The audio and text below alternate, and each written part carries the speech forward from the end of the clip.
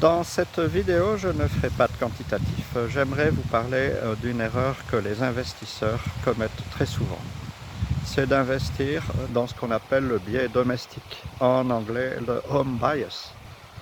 C'est-à-dire privilégier les sociétés qui sont incorporées dans notre pays de naissance ou de résidence. Je pense qu'il s'agit là d'une erreur assez communément commise et qui conduit au fait de ne pas être exposé dans d'autres opportunités parfois bien meilleures. Prenons l'exemple d'un Belge par exemple qui dirait « Oh, moi je n'achète que des banques belges » ou un Français qui dirait « Oh, moi dans l'économie, dans l'industrie pharmaceutique, je n'achète que Sanofi », c'est français. Un Suisse pourrait se dire « Moi je n'achète que Novartis ».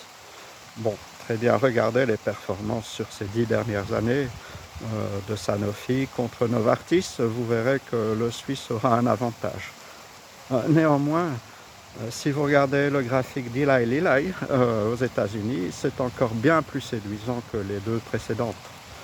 En fait, il y a des infinités d'exemples de ce style, mais je pense que la chose importante est que nos États, à mon avis, oublient aussi de regarder, c'est de se pencher sur ce que nos citoyens dans un pays X, Y ou Z, nos citoyens consomment massivement, produits ou services.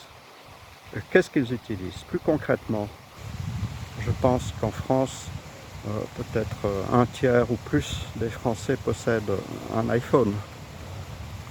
La question qui se pose, combien d'actions Apple le gouvernement français possède-t-il alors que ses citoyens utilisent massivement ce produit?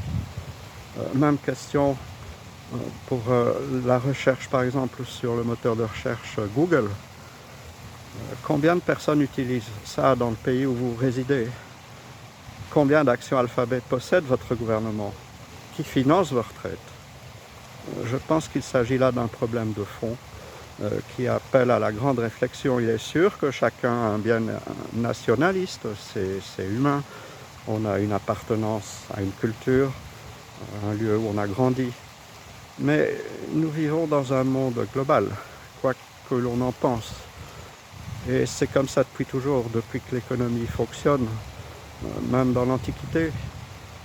Les citoyens ont toujours utilisé des produits qui viennent de l'étranger. Pourquoi ne pas investir plus intelligemment dans ce que nous consommons ?